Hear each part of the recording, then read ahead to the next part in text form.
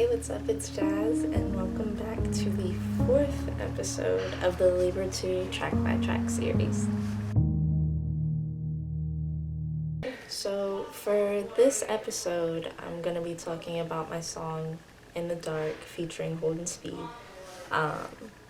It's definitely just kind of about meeting someone both at the right time and the wrong time. And yeah, let's get into it. Okay, so to start, I just want to say, this song is about the same person that This Love Too is about, and just kind of how that started. I feel like I've never told, the origin of that. So, yeah.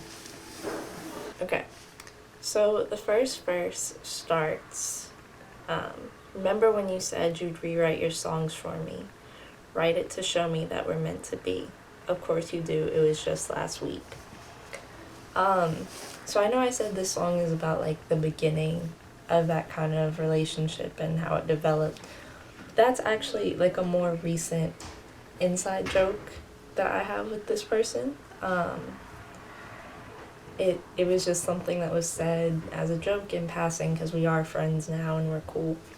And I just thought, that's actually a good lyric, someone saying they'd rewrite one of their songs for you.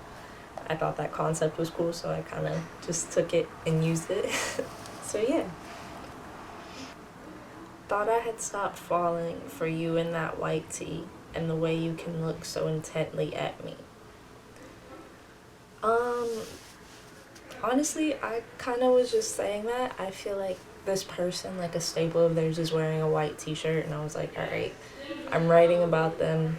Let me take something that's kind of general, but not too, but still kind of, it relates to them in that sense, and it fits the theme. So, yeah. 2 years and 2 months since I last felt your touch, and I don't think it'll ever be enough. With that, that's a combination of things. I usually eavesdrop out of my window, and there was a night I heard someone say something about 2 years and 2 months, and also at the time of starting to write this song, it had been 2 years and 2 months since that incident. So I was like, oh wow, that's a funny coincidence. I'm gonna take that, I'm gonna use it. And then since I last felt your touch, and I don't think it'll ever be enough. With that, I was just kind of saying, sometimes you do have to let something go, but it never feels like there's an ending, and you don't feel like you'll ever actually get the ending that story deserves or that you deserve with that person. So yeah. Okay. So the chorus. I fell for you in the dark right before the sun stopped shining, and the world showed us that it's easier to fall apart than to make it work when you're just too young to know how bad it hurts.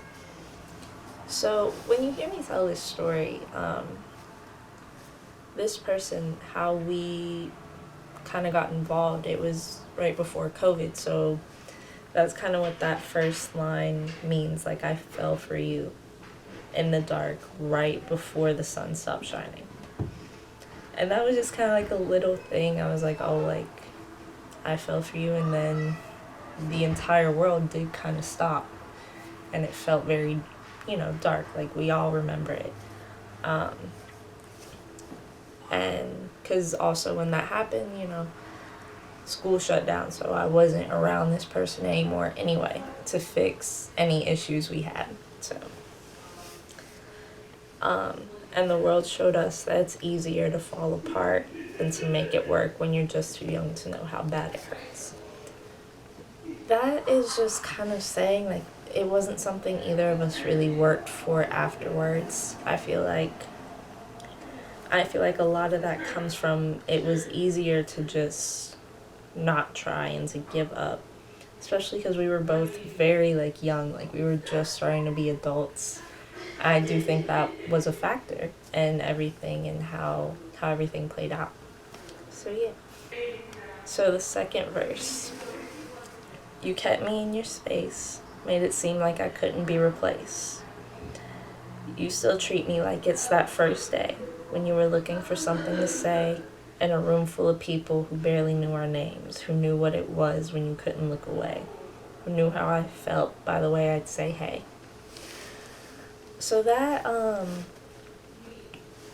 it's just talking about how sometimes you feel as though your connection with someone, they make you feel like that's not something that's replaceable to them or to you. And that was just kind of the whole point of me saying that. You still treat me like it's that first day. With this person, it's like there are some moments where it's like, I guess we feel connected in a sense. And so it's like, you still treat me like how you did when you met me. And like, I can appreciate that. In a room full of people who barely knew our names, who knew what it was when you couldn't look away, who knew how I felt by the way I'd say hey. Well, this person is someone I met in a class that we had together. So it was like, he wasn't very subtle, and a lot of people could usually tell how he felt, because for him it would be like maybe he couldn't look away for a minute, or just the way he'd treat me was very clear with intention. And the way I would speak back was the same way. It was very like giddy and just young and falling kind of thing. So yeah. And how shy I get when I asked you to stay. Your friends watched you break your rules for me, and my friends watched me fall so casually. So with that, it was just like there would be moments where we'd run into each other, and I might ask like, hey, do you want to go to this thing that I'm going to, like, do you want to come over, whatever.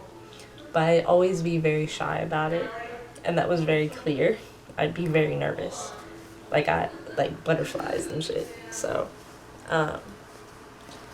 your friends watched you break your rules for me. His friends always kind of saw these interactions, and it was just like I feel like they got to see him not make a fool of himself, but like we would both get kind of nervous, and like they saw that in a sense. And my friends saw it on my side too, so it was just kind of like, like our friends watched this whole thing. So yeah. For you, I took risks I wasn't ready to take, but I knew how I felt couldn't be fake. With you, it was like one kiss would be make or break. At the time, I was still like getting over like a first love kind of situation. And so me trusting someone like that and wanting to be with them was a very big risk for me. But I knew like the way I felt I knew it was real. I knew that I wasn't faking that to try and get over someone else. It was just genuinely how I felt towards that person. So, with you, it was like one kiss would be make or break. So, with that, it's just like when reflecting, it's kind of just like that one kiss, that first kiss could have been the start or the end. Or it could be both. It could be both of those things. And that was like a fear. That's something that you fear in new connections, I feel like. That's why I couldn't let my guard down. I wasn't ready to try and tempt fate. In a lot of ways, I was scared. I was scared to be honest. I was scared to make the first move. And it was just, I had to be guarded about this because I hadn't felt like that in a long time. And it was hard for me to give into that. I wasn't ready to try and tempt fate. I wasn't ready to push for anything, to fight for something or anything like that. So that's just kind of what that meant to me. And then the chorus repeats, and then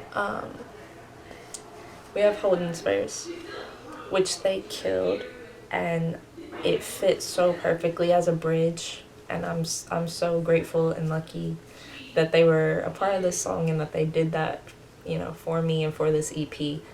So, yeah, I'm very proud of it. Were you in the dark right before the the sun stops shining and Thank you for watching. I hope you enjoyed. And yeah, don't forget to tune in for the final track by track episode for Lies and Lies. I hope you get to see it. Bye. And plugging the merch real quick. Moments long sleeve tees, lyrics on the back. Check it out.